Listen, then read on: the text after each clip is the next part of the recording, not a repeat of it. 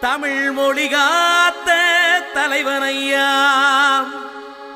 ஞான பழம் கேட்ட குழந்தையா, அப்பனுக்கு பாடஞ்சொல்லி ஆறுபடையாட்சி செய்யும் ஏசாமி முருகனையா. வெற்றிவேல் முருகனுக்கு